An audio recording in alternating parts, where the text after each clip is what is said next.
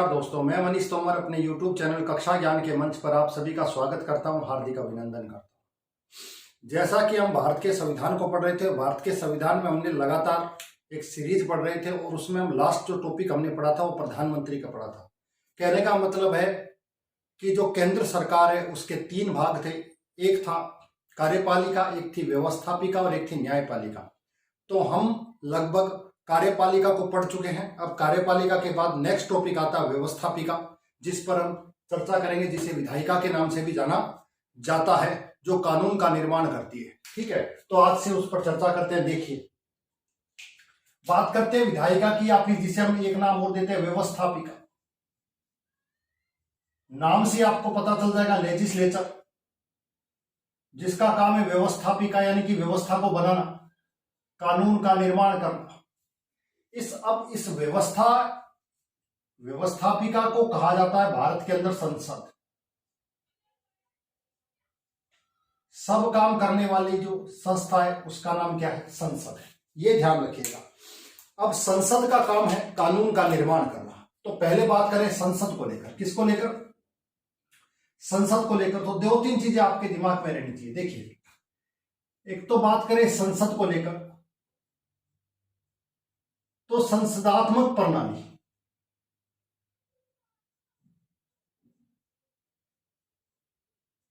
पहली चीज आपके दिमाग में आनी चाहिए। संसद का मतलब क्या? संसदात्मक प्रणाली।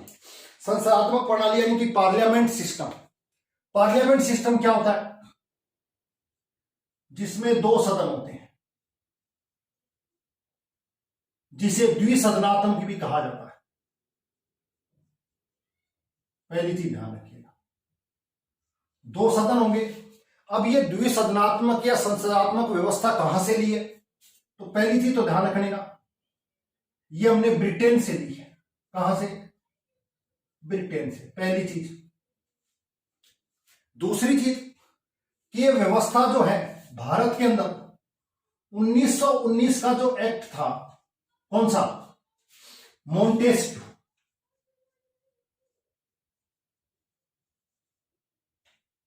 मोंटेस्क्यू चेम्सफोर्ड जो सुधार अधिनियम था, उस अधिनियम में हमने द्विसदनात्मक व्यवस्था को अपनाया था। तो पहले जान के भारत में पार्लियामेंट सिस्टम कहां से लिया? ब्रिटेन से लिया। इसका विकास अगर देखते हैं तो सबसे पहले हमें दिखाई देता 1919 के एक्ट में, जिसमें पहली बार द्विसदनात्मक व्यवस्था की बात कही गई, यानी कि एक ऐसी व्यवस्था जिसमें दो सदन हो। ठीक है। अब इस संसदात्मक में दो सदन जो थे, एक का नाम था राज्य परिषद और दूसरे का नाम था केंद्रीय विधानसभा।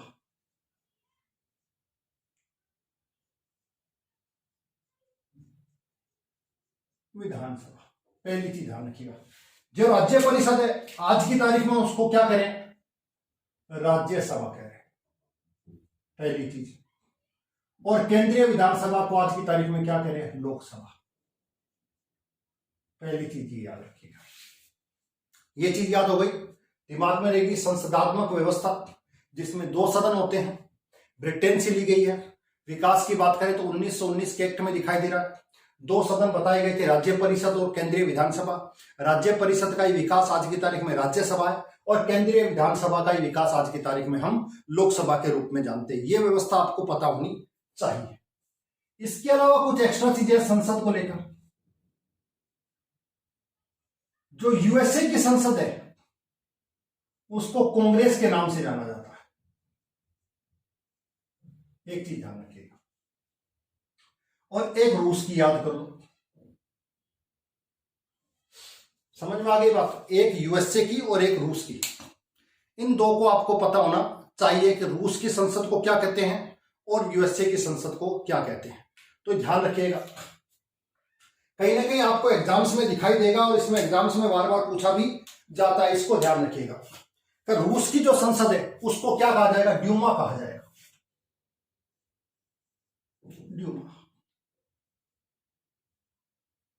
ये दो चीजें आपको पता होनी चाहिए। क्यों? कारण है कि ये दो महाशक्तियों के रूप में एग्जाम्स में पूछी जाती हैं। ये दो महाशक्तियां ये हमेशा आपस में कहीं ना कहीं आपको लड़ती हुई दिखाई देंगी। तो दो शक्तियों का पर एक और एक अगर एग्जाम्स में अंदर पूछ लिया जाए तो एक और ध्यान रखिएगा, एक जापान की है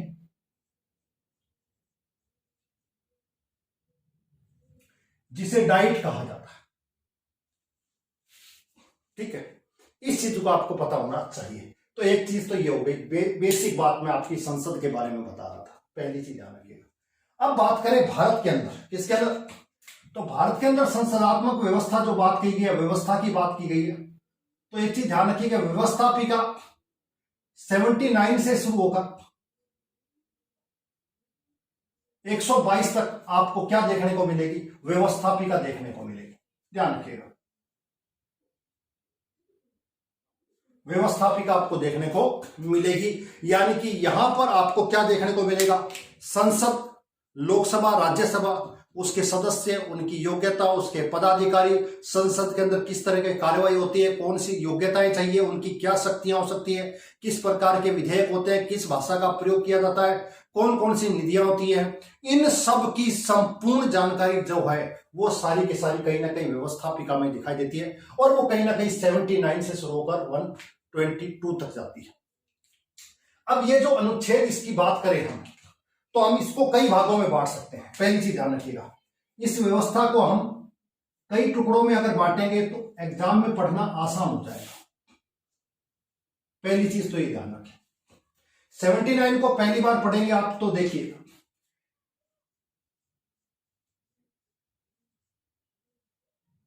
सामान्य अनुच्छेद की बात करेंगे तो 79 से लेकर आपको कहीं ना कहीं 88 तक ये आर्टिकल आपको दिखाई देंगे। इसके अंदर सामान्य अनुच्छेद है जो एग्जाम्स में आपसे बार बार पूछे जाते हैं। उसके बाद जो दूसरी चीज है उसमें है पदाधिकारी।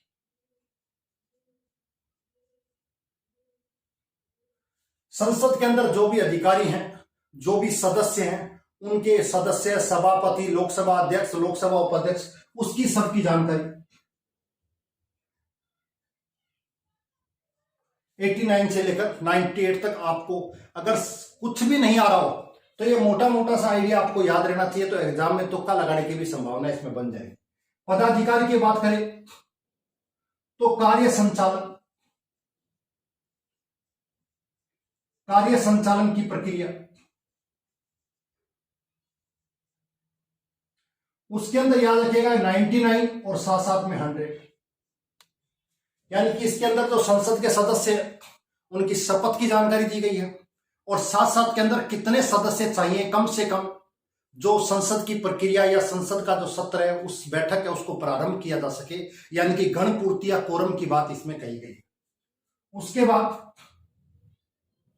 जो संसद के सदस्य हैं उन संसद के सदस्यों को विशेषाधिकार,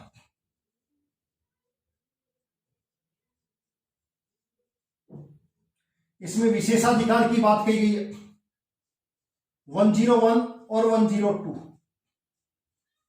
इसमें संसद के जो भी सदस्य हैं, जो मेंबर्स हैं, जो मंत्री हैं, उनके अधिकार, जो समितियां, उनकी शक्तियों की जानकारी इसके अंदर आपको देखने को मिलेगी। उसके बाद बात करें तो अयोग्यता, कौन सा जो सदस्य है वो अयोग्य हो सकता है, उसको आपको ध्यान रखना है। 103 से लेकर 106 में आपको ये व्यवस्था देखने को मिलेगी। सॉरी, इसको थोड़ा सा याद रखें, यहां पर थोड़ा सा चेंज है, उसको थोड़ा सा पढ़ लें। विशेषाधिकार की बात करें तो 102 ही सही है, और 103 और 104 और 105 6 तक आपको ये व्यवस्था देखने को मिलेगी। एग्जाम्स में यहां से कुछ ना कोई क्वेश्चन आपको पुटअप किया जाता है। उसके बाद बात करें जब सदस्य अयोग्य हो गए, अयोग्यता को लेकर व्यवस्था हो गई, उसके बाद बात करें तो और संसद में क्या प्रक्रियाएं हो सकती है, तो ध्यान रखिएगा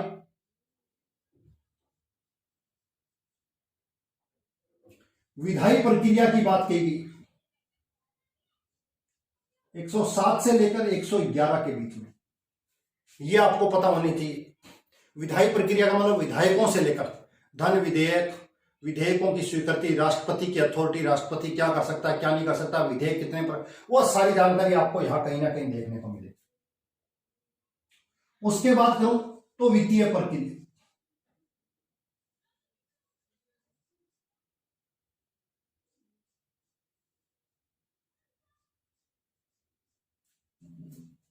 वित्त विधेयक क्या होता है, बजट से संबंधित जानकारी, अनुदान की मांग कैसे की जाती है, लेखानुदान कैसे होता है, वो सब की जानकारी आपको कहीं ना कहीं वित्तीय प्रक्रिया में देखने को मिलेगी। उसके बाद बात करें तो सामान्य प्रक्रिया।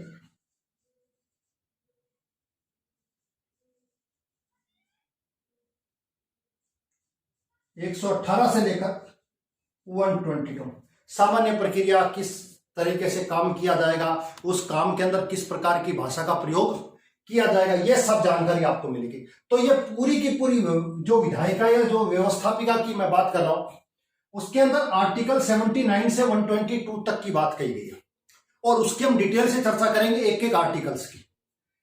79 से, लेकिन उसको पढ़ने से पूर्व हमने उसको कई छोटे छोटे भागों में बांट लिया है जिससे उसका पढ़ना बड़ा आसान हो जाएगा। सामान्य अनुच्छेद 79 से 88 संसद, लोकसभा, राज्यसभा सदस्यों की योग्यता, उनकी अवधि, परिसीमन आयोग, उसके बाद राष्ट्रपति की 17 आवासन आहूत करने की शक्ति, विशेष अधिवेशन, विशेषाधिकार, वो सारी चीजें इसमें देखने हो। उसके बाद राज्यसभा का सभापति, उपसभापति, लोकसभा का अध्यक्ष, उपाध्यक्ष, उसके अलावा महान्यायवादी के अधिकार, मंत्रियों के अधिकार, सचिवालय, लोकसभा सचिवालय, राज्यसभा का सचिवालय, महासचिव, ये सब पदाधिकारी यहां पर देखने को मिलेंगे। उसके अलावा संसद के सदस्यों की शपथ, उनकी कोरम, उसके बाद उनको दी गई अथॉरिटियां, उनके पास क्या क्या अधिकार है, जैसे उनको गिरफ्तार नहीं कर सकते तुरंत। उसके बाद अयोग्यता, कौन सा सदस्य अयोग्य हो जाएगा, नहीं होगा, दल बदल के आधार पर या भ्रष्टाचार के आधार पर, या किसी ने शपथ नहीं ली और काफी दिन से बिना सूचना के अनुपस्थित है, उस आधार पर उसकी अयोग्यता को किया जा सकता है। विधायी प्रक्रिया, धन विधेयक से लेकर जो भी प्रक्रिया है विधेयकों की, विधेयक किस प्रकार के होंगे, कितने प्रकार के विधेयक होंगे, राष्ट्रपति की अथॉरिटी यहीं कहीं ना कहीं आपको दिखाई देगी। वित्तीय, जो हमारा बजट है, जो हमारा लेखानुदान है, जो हमारा वित्त विधेयक है, उनसे संबंधित, पैसे से संबंधित जो भी बात है वो कहेगी। सामान्य प्रक्रिया, ये सारी प्रक्रिया किस तरीके से होंगी, उसमें कौन कौन सी भाषा का प्रयोग किया जाएगा, ये सारी जानकारी आपको दी गई है। तो ये जानकारी आपको पता होनी चाहिए, एग्जाम्स के अंदर यहां से कुछ ना कुछ पूछा जाता है। अब बात करते हैं, देखिए आर्टिकल्स, अब एक एक करके कुछ आर्टिकल्स की चर्चा करते हैं और उसमें से एक टॉपिक अपने उठाते हैं। बात करते हैं पहले संसद की, किसकी, संसद की। तो संसद की जब बात करते हैं तो संसद का आर्टिकल आता है 79। कौन सा, 79। 79 में ध्यान रखिएगा, भारत के अंदर सर्वोच्च संस्था है कानून का निर्माण करने वाली, कौन सा, कानून का निर्माण करने वाली, पहली चीज संसद दी गई है। दूसरा,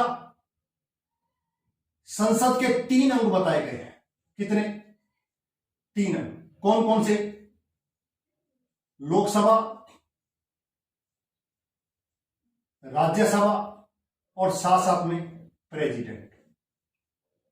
ये 3 सदस्य हैं, 3 अंग हैं, सॉरी।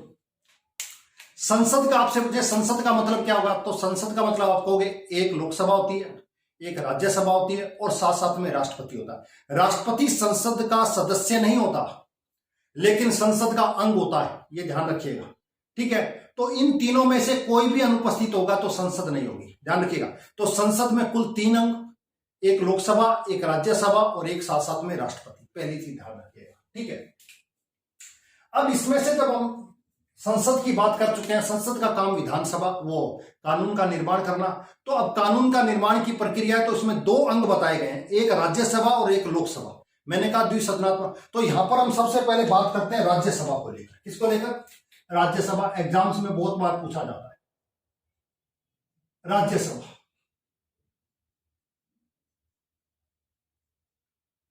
ध्यान रखिएगा, एक चीज और ध्यान रखिएगा, आर्टिकल 79, 80 और 81, एक ट्रिक दे रहा हूं, सरल,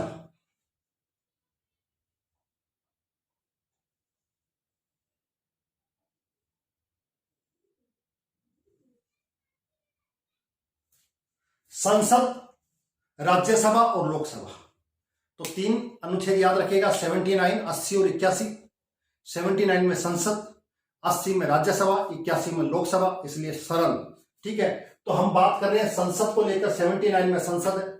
भारत की संसद कैसी है? जिसमें 3 अंग हैं। ठीक है, पार्लियामेंट है।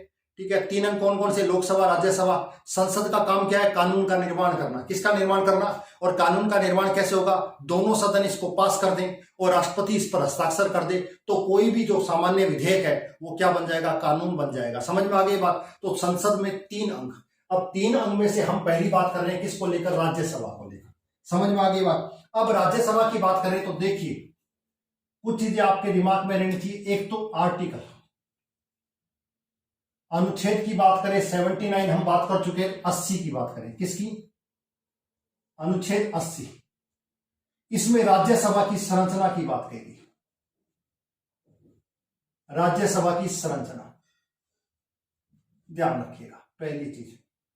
अब राज्यसभा की संरचना की बात कही है तो थोड़ा सा ध्यान रखिएगा कि 1919 के एक्ट में इसे राज्य परिषद कहा गया, पहली चीज। और 1954 में इसे राज्यसभा का नाम दिया गया। ठीक है, राज्यसभा का मतलब राज्यों का सदन। राज्यों का सदन, राज्यों के सदन का मतलब यहां पर राज्यों का प्रतिनिधित्व, पहली चीज। एक चीज ध्यान रखिएगा, तो समझ में आ गई राज्यसभा की बात करें। अब राज्यसभा होती क्या उसको ध्यान रखिए। अब देखिए, पहली बात तो राज्यसभा को द्वितीय सदन कहा जाता है।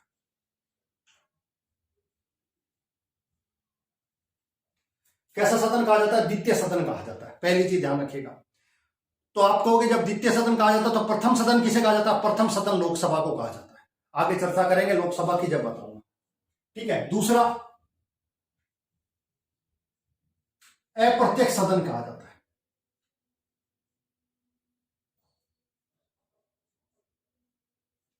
है। अप्रत्यक्ष सदन कहा जाता है, यानी कि इसके जो सदस्य चुनकर आते हैं वो सदस्य डायरेक्ट चुनकर नहीं आते, जनता के द्वारा। इसलिए कहीं ना कहीं आपको ये दिखाई देगा कि वो कहीं ना कहीं जनता के अंदर लोकप्रियता नहीं है। क्यों नहीं है? क्योंकि जनता डायरेक्ट इनके सदस्यों को नहीं चुनते, इसलिए कहीं ना कहीं अलोकप्रिय सदन के बारे में भी कहा जाता है। अलोकप्रिय सदन,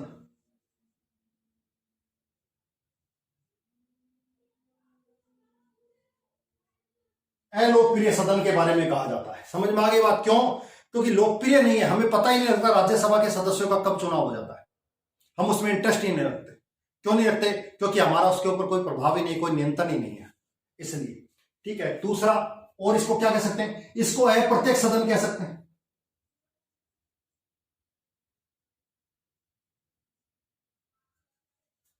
अप्रत्यक्ष सदन कहा जाता है। ठीक है, दूसरा, इसको और कह सकते हैं बुद्धिजीवियों का सदन कह सकते हैं।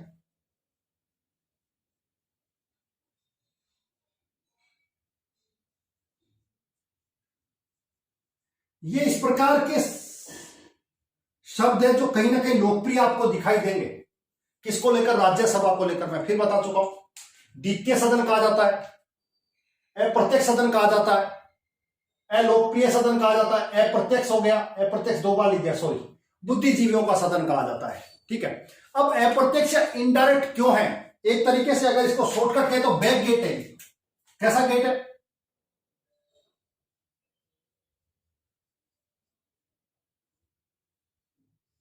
आपको बैक गेट दिखाई देगा।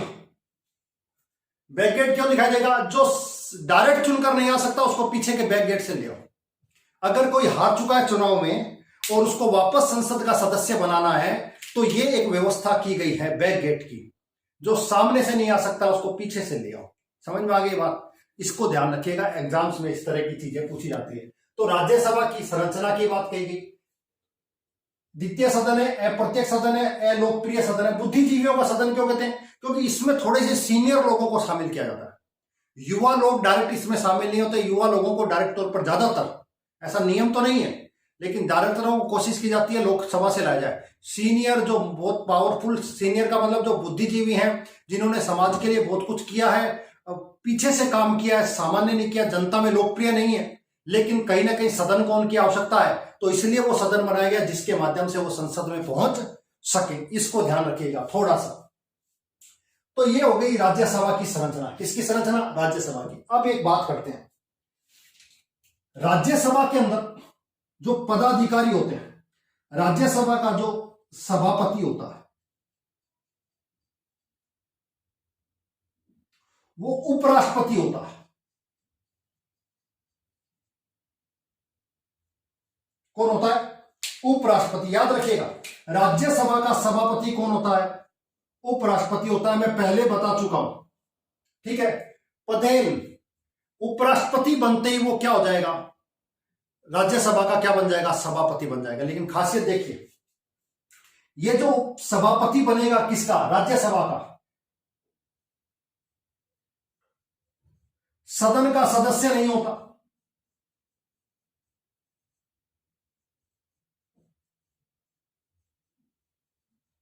पहली चीज। दूसरी, उपराष्ट्रपति बनने के लिए आयु कितनी चाहिए? एज कितनी चाहिए? एज बताओ मुझे। उपराष्ट्रपति बनने के लिए कितनी एज चाहिए? 35 ईयर्स। और तीसरी, कार्यकाल कितना? 5 वर्ष। अब मैं आपको ये चीजें क्यों बता रहा हूं, उसको समझिएगा तो आपको राज्यसभा समझ में आ जाएगी, ठीक है। अब आपसे मैं पूछूं कार्यकाल कितना? 5 वर्ष का, और मैं आपसे पूछूं राज्यसभा का कार्यकाल,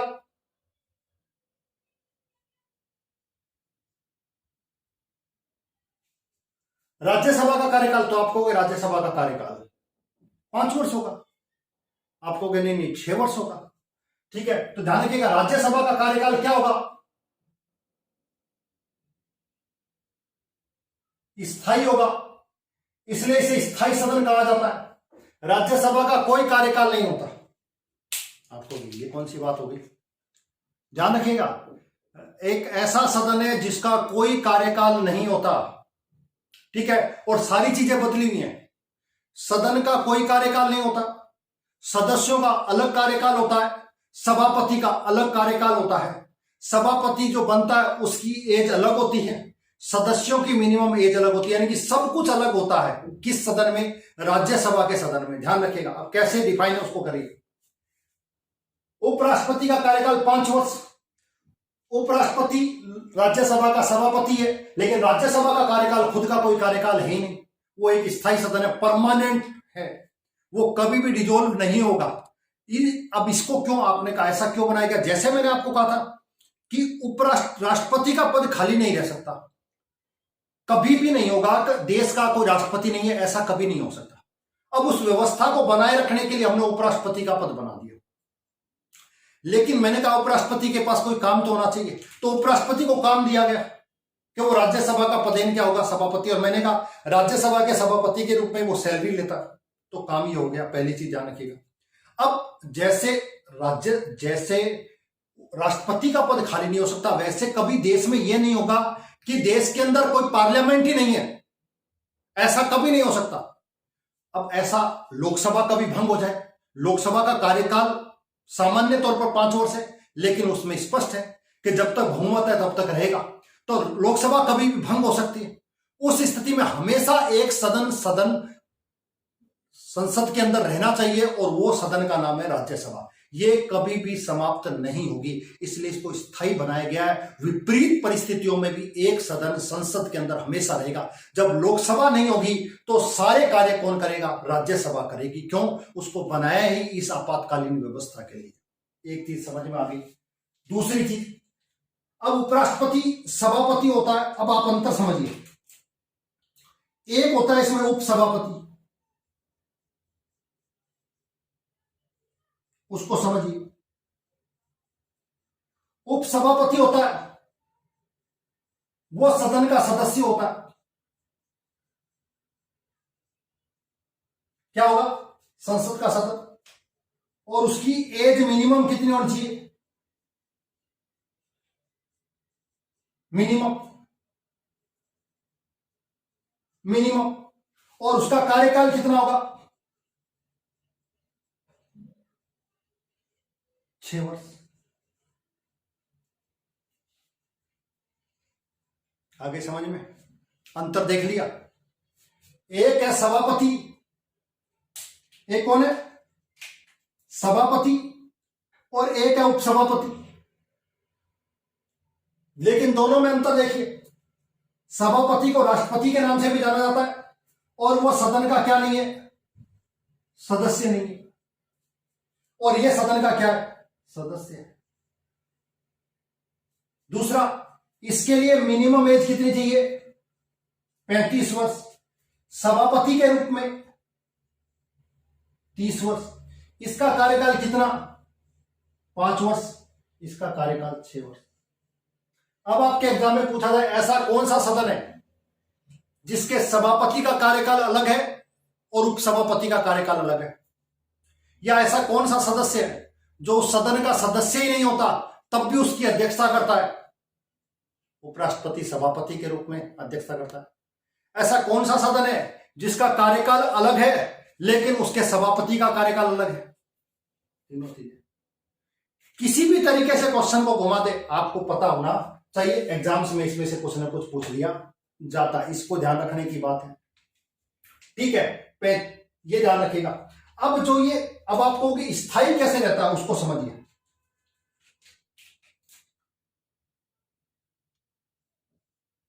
प्रत्येक 2 वर्ष के बाद, कितने, प्रत्येक 2 वर्ष के बाद 1/3 सदस्य पद मुक्त हो जाते हैं।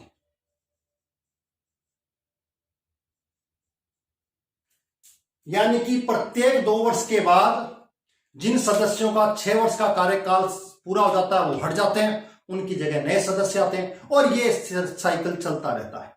प्रारंभ में ऐसा हो नहीं सकता था। तो जब 1952 के अंदर चुनाव हुए, बैठक हुई, तो उसमें लॉटरी की व्यवस्था की गई कि किन सदस्यों का कार्यकाल 2 वर्ष होगा, किन का 4 वर्ष होगा और किन का 6 वर्ष होगा। प्रारंभ के पहले कार्यकाल में टर्नओवर में ये लॉटरी के माध्यम से व्यवस्था की गई और उसके बाद ये चक्र अपने आप चलना प्रारंभ हो गया, जो अनवरत रूप से चलता रहता है। प्रारंभ में एक संशोधन हुआ कि कुछ 2 साल के लिए, कुछ 4 साल के लिए और कुछ 6 साल के लिए होंगे, और उसके बाद सबका कार्यकाल 6 वर्ष का होगा। तो जिनका 2 वर्ष है उनका बदल गया, जिनका 4 वर्ष है फिर उनका बदल गया, जिनका 6 वर्ष है उनका बदल गया, और ये चक्र अनवरत रूप से चलना प्रारंभ हो गया। प्रारंभ में ये व्यवस्था की गई थी 1952 के अंदर, ये ध्यान रखिएगा। तो प्रत्येक 2 वर्ष के बाद 1/3 सदस्य पद मुक्त हो जाते हैं। पहली चीज समझ में आई। अब ये जो सदस्य होते हैं, इन सदस्यों की खासियत क्या होती है उसको भी थोड़ा सा ध्यान रखें। ये जो सदस्य होते हैं इनकी आयु कितनी होनी चाहिए, 30 ईयर्स आनी होनी चाहिए, पहली बात।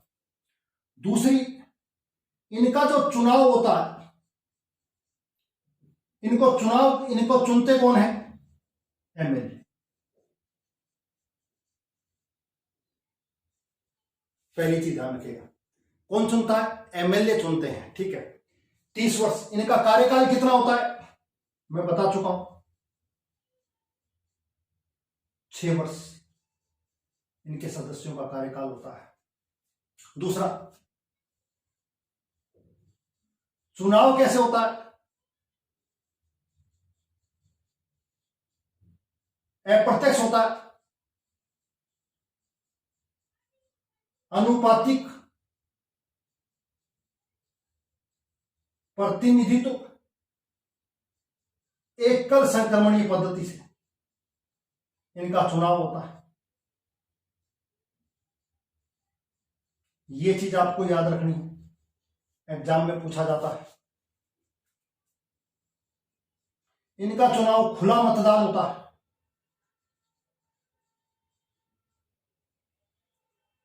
ये इनके सदस्यों की कुछ खासियत है जो आपको होनी चाहिए। अच्छा, इसमें सदस्य उस राज्य का होना जरूरी नहीं है,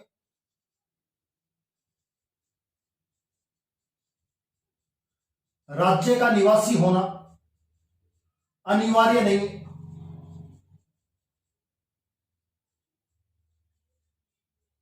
कोई भी सदस्य किसी भी राज्य से चुनकर आ सकता है, उसको उस राज्य का निवासी होना जरूरी नहीं है। ये इनके सदस्यों की खासियत है।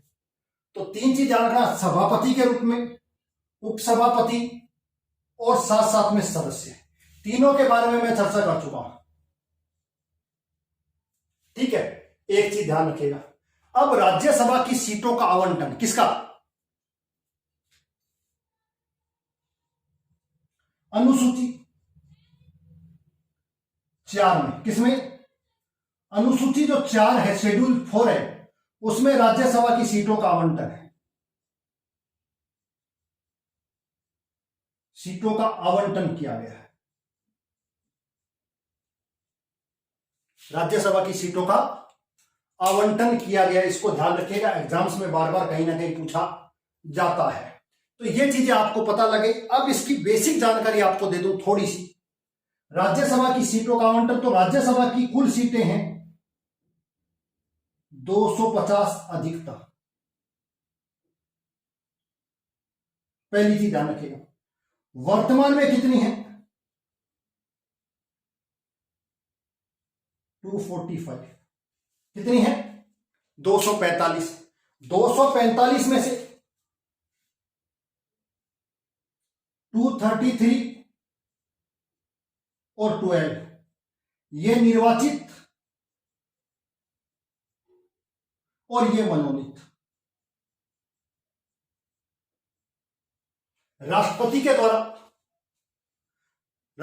के द्वारा आर्टिकल 80 की धारा 2 के तहत राज्यसभा के अंदर 12 सदस्यों को राष्ट्रपति क्या कर सकता है? मनोनीत कर सकता है। और ये जो 12 सदस्य राष्ट्रपति मनोनीत करता है, ये कला, साहित्य, विज्ञान और सेवा, कला, साहित्य, विज्ञान और सेवा से संबंधित 4 फील्ड के अंदर ऐसे 12 सदस्यों को राष्ट्रपति मनोनीत कर सकता है, नॉमिनेट कर सकता है, जिन्होंने इस क्षेत्र में कुछ विशेष सफलता प्राप्त करी है, जिनकी विशेष उपलब्धियां हैं, जिनकी विशेष पहचान है, उनको भी सदन में लाने की राष्ट्रपति की अथॉरिटी है। इसलिए मैंने आपको कहा बुद्धिजीवियों का सदन, क्योंकि इस सदन के अंदर कुछ विशेष क्षेत्रों में विशेष उपलब्धियों वाले व्यक्तियों को भी राष्ट्रपति के द्वारा समय समय पर क्या किया जाता है? नॉमिनेट किया जाता है। उनकी संख्या कितनी है? 12 सदस्य मनोनीत करने वाली। ठीक है, ये आपके एग्जाम्स में पूछा जाता है, बार बार ध्यान रखिएगा। ठीक है, अब बात करते हैं कि 250 सीटें अधिकतम हो सकती है। वर्तमान में कितनी है? 245। 245 में से 233 निर्वाचित और 245 12 सदस्य क्या होंगे? मनोनीत होंगे। इस 233 में जो व्यवस्था थी प्रारंभ के अंदर, किसके अंदर? प्रारंभ में जो 233 में जो व्यवस्था थी, 233 में जो विशेषता थी वो थी स्टेट से थे 229 और यूनियन टेरिटरी से थे 4।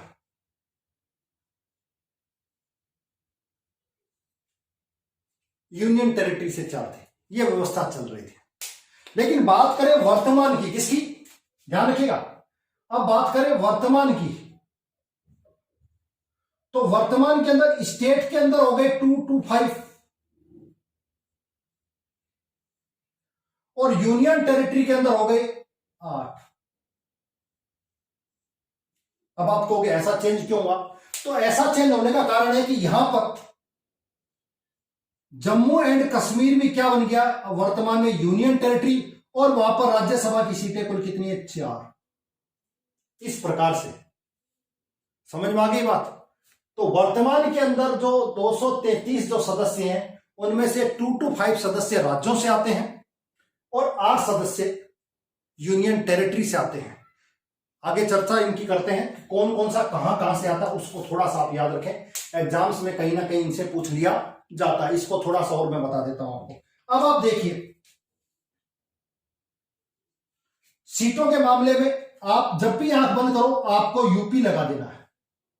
जब भी आपसे पूछे सर्वाधिक विधानसभा की सीटें, सर्वाधिक लोकसभा की सीटें, सर्वाधिक राज्यसभा की सीटें, सर्वाधिक विधान परिषद की सीटें, कुछ भी लगा दे, आप आंख बंद करिए कि जवाब दोगे क्या?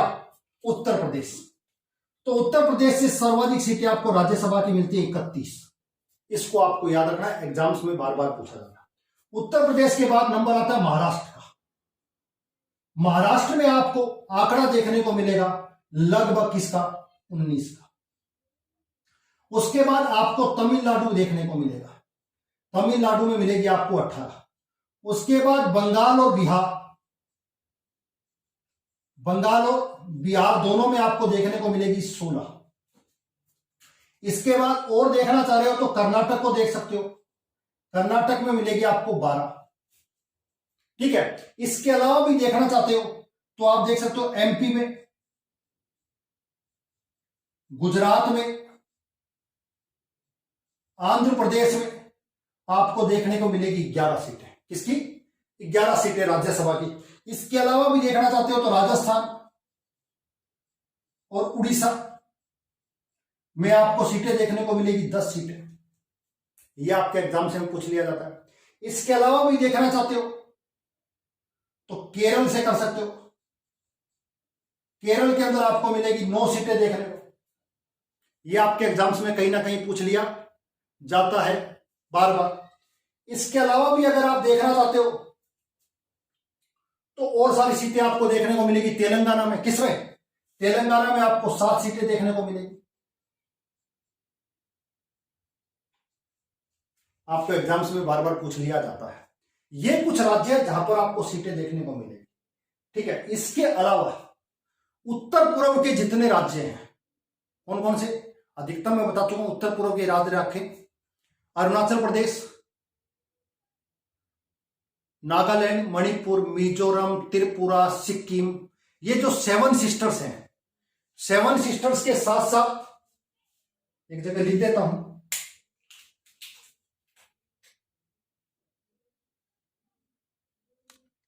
सेवन सिस्टर प्लस गोवा, इन सब में राज्यसभा की 1-1 सीट है। कितनी सीट है? 1-1 सीट। पहली चीज ध्यान रखिएगा। उसके अलावा भी अगर आप और पढ़ना चाहते हो तो उसको भी याद रखें कि यूनियन टेरिटरी की बात करें तो दिल्ली के अंदर 3, पौंडीचेरी में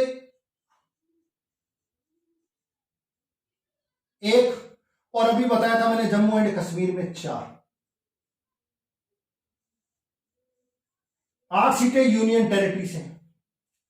इसके अलावा जो यूनियन टेरिटरी है दिल्ली और पौंडीचेरी के अलावा जो यूनियन टेरिटरी, उसमें किसी भी प्रकार की कोई राज्यसभा की सीटें नहीं है, यानी कि वहां पर 0 राज्यसभा की सीटें। इनको याद रखिएगा, एग्जाम्स में बार बार कहीं ना कहीं आपसे पूछ लिया जाता है। मैं फिर बता चुका हूं, सर्वाधिक सीटें आपको पता होनी चाहिए, एग्जाम्स में कई बार पूछ लिया जाता। ठीक है, और एक ये वाला क्लियर। इसके अलावा आपको राज्यसभा से और कुछ पढ़ने की आवश्यकता नहीं है, सामान्य जानकारी है। आर्टिकल के बाद दोबारा से पढ़ेंगे, लेकिन आर्टिकल से पहले ये चीजें बता चुका हूं। एक चीज और बचती है इसमें, उसको भी ध्यान रखें, क्योंकि जब इतना पढ़ा दिया है तो 2 चीजें और याद रखें। एक आर्टिकल है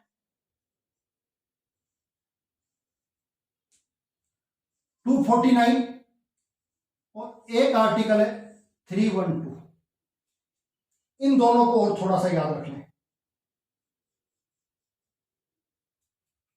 आर्टिकल 249 के तहत कोई राज्य सूची का कोई विषय है और वो विशेष महत्वपूर्ण विषय है तो राज्यसभा विशेष बहुमत से, उसे 2/3 बहुमत से उसे पास करके ये कह दे कि इस पर संसद कानून बना सकती है, तो संसद के द्वारा उस पर क्या बनाया जाएगा? कानून बनाया जाएगा। इसी तरीके से 352 के तहत अगर राज्यसभा के द्वारा 2/3 बहुमत से पारित कर दिया जाए कि नई अखिल भारतीय सेवाओं का क्या किया जाए, सर्जन किया जाए संसद के माध्यम से, तो संसद उस पर क्या बना सकती है? कानून बना सकती है। तो राज्य सूची के विषय 2 विषय ऐसे जिस पर संसद कानून बना सकती है, वो राज्य सूची के विषय उस पर संसद, एक आर्टिकल 249 और एक 312। इसके अंदर राज्य सूची का विशेष महत्व का घोषित कर दिया जाए किसी विषय को, और आर्टिकल 312 में नई कोई अखिल भारतीय सेवाओं का अगर सर्जन करने की बात कही गई हो तो उस पर संसद के द्वारा कानून बना लिया जाता है। 249, 312 विशेष बहुमत से, 2/3 बहुमत से अगर राज्यसभा उसको विशेष परिस्थिति का या महत्वपूर्ण विषय या राष्ट्रीय महत्व का विषय घोषित कर दे तो उस पर संसद के द्वारा कानून बनाया जा सकता है। दूसरा, अखिल भारतीय सेवाओं का नई अखिल भारतीय सेवा का सर्जन किया जा सकता है। ये दो शक्तियां हैं जो राज्यसभा के पास हैं, इसको ध्यान रखिएगा, एग्जाम्स में बार बार पूछ लिया जाता है। इसके अलावा आपको राज्यसभा से सामान्य पूछने की कोई जरूरत नहीं है, इतना आपके लिए काफी है। अभी हम आर्टिकल्स की बात कर रहे थे, लेकिन आर्टिकल हमने केवल 80 ही पढ़ा है। कौन सा पढ़ा है? 80 के बाद हम धीरे धीरे एक एक आर्टिकल को पढ़ेंगे, लेकिन पहले हम एक बार राज्यसभा को पढ़ रहे हैं और एक बार लोकसभा को पढ़ेंगे, और उसके बाद एग्जाम्स में आगे की तैयारी हम कैसे होती है उसको देखेंगे, पूछा कैसे जाता है। अच्छा, एक चीज और ध्यान रखिएगा, राज्यसभा के वर्तमान अध्यक्ष कौन है, ये और थोड़ा सा ध्यान रखिएगा। वर्तमान सभापति कौन है? आपको पता होगा, जगदीप धनखड़। कहां से? राजस्थान से। ये आपको पता होना चाहिए, एग्जाम से में पूछ लिया जाता है। और उपसभापति कौन है? हरिवंश नारायण, बिहार से। कहां से? बिहार से। ये आपको पता होना चाहिए वर्तमान के अंदर। किसके अंदर? वर्तमान में। और पहले क्या आपको पता होंगे? तो पहले तो आप बता ही सकते हो, पहले राज्यसभा के सभापति कौन थे? डॉक्टर राधाकृष्णन। और उपसभापति के रूप में कौन थे? कृष्णमूर्ति राव। ये दो फैक्टर आपको पता होना चाहिए। वर्तमान में कौन है सभापति? जगदीप धनखड़, जो कि वाइस प्रेसिडेंट है। और वर्तमान में उपाध्यक्ष कौन है? हरिवंश नारायण। कहां से? बिहार से। प्रारंभ में पहली राज्यसभा के कौन थे? राधाकृष्ण, डॉक्टर राधाकृष्ण देश के पहले वाइस प्रेसिडेंट, और कृष्णमूर्ति राव उस समय के क्या थे? उपसभापति के रूप में थे। ये एग्जाम्स में आपके कहीं ना कहीं पूछ लिया जाता है, बार बार इसको थोड़ा सा ध्यान रखिएगा एग्जाम। अच्छा, एक चीज और है, उसको भी थोड़ा सा बता दूं, मैं लिख देता हूं, फिर कुछ बचेगा नहीं। राज्यसभा का जो गठन हुआ था वो हुआ था 3 अप्रैल 1952 को। पहली चीज ध्यान रखिएगा, गठन। क्या किया था? गठन। और पहली बैठक 13 मई 1952 को, यह ध्यान रखिएगा। दूसरा, मैंने कहा राज्य परिषद का नाम था। किसका नाम था? यह राज्य परिषद जो राज्यसभा के रूप में 1954 में। अब मुझे नहीं लगता कि इस टॉपिक से और कुछ पढ़ने की आपको आवश्यकता है। सामान्य जानकारी। कौन सी जानकारी? सामान्य जानकारी में राज्यसभा अपने आप में आर्टिकल 80 के तहत हो गई। आगे इसके सभापति, उपसभापति, सदस्यों को लेकर, अवधि को लेकर, वो एक अलग विषय, वो सामान्य अनुच्छेदों में हम बात करेंगे, सामान्य अनुच्छेद में। लेकिन 80 के अंदर मैंने राज्यसभा की संरचना और उस संरचना से रिलेटेड, और राज्यसभा क्या है, क्या कहते हैं, कैसे चुनाव होता है। मैंने कहा राज्यसभा का चुनाव अप्रत्यक्ष होता है, एमएलए के द्वारा चुना जाता है, ऐसे अलोकप्रिय होता है। संसद के अंदर पीछे के गेट से पहुंचने की व्यवस्था है, जो सामने से नहीं आ सकता। कुछ समाज में ऐसे विशेष लोग जिन्होंने कुछ योगदान दिया हो, उनको संसद में पहुंचने का एक माध्यम यहां पर आपको दिखाई देता है, मनोनीत सदस्यों के माध्यम से, जिसको राष्ट्रपति मनोनीत करता है। तो ये कुछ व्यवस्थाएं आपको। एक चीज और स्पेशल ध्यान रखना, अभी नारी महिला का कोई कानून आया, आपको पता, आरक्षण को लेकर, वंदन अधिनियम। तो उसमें विपक्ष के द्वारा कहा गया लोकसभा में क्यों दिया जा रहा, राज्यसभा में क्यों नहीं दिया जा रहा। तो एक चीज ध्यान रखना, राज्यसभा में किसी भी प्रकार की कोई आरक्षण की व्यवस्था प्रारंभ से नहीं है, इसलिए आगे भी राज्यसभा में किसी प्रकार की वर्तमान तक कोई आरक्षण की व्यवस्था नहीं की गई। इसलिए महिला आरक्षण को राज्यसभा में नहीं दिया गया। क्यों? क्योंकि राज्यसभा के अंदर SC ST को भी आरक्षण नहीं है। राज्यसभा में किसी भी प्रकार का रिजर्वेशन आपको देखने को नहीं मिलता, शुरुआत से लेकर आरक्षण। इसलिए ध्यान रखिएगा, विपक्ष ने यह बात जरूर करी है, लेकिन आपको टेक्निकल बात बता दूं, राज्यसभा में किसी प्रकार की कोई आरक्षण की व्यवस्था है ही नहीं। ठीक है, किसी की भी नहीं है, SC ST की भी नहीं है। तो महिलाओं की बात तो अलग से छोड़ दो। ठीक है, तो इस पर थोड़ा सा ध्यान रखिएगा, इस टॉपिक को पढ़िएगा 2-3 बार 4 बार, इसको देखिएगा। देखने के बाद आपको लगेगा इस एग्जाम्स के पॉइंट ऑफ व्यू से इसमें बहुत सारी चीजें आपके लिए बहुत ज्यादा जरूरी हैं। तो आपको ये क्लास कैसी लगी? अगर अच्छी लगी है तो, वास्तव में ये कंटेंट आपको अच्छा लगा तो इस चैनल को लाइक, शेयर, सब्सक्राइब करो, कमेंट जरूर लिखें, क्योंकि कमेंट मुझे आपको लिखते हो तो मैं मोटिवेट होता हूं और मुझे भी पता लगता है और ज्यादा अच्छे से अच्छा क्या किया जा सकता है, वो प्रयास में लगातार करो। तो आज की क्लास के लिए आपको बहुत बहुत धन्यवाद।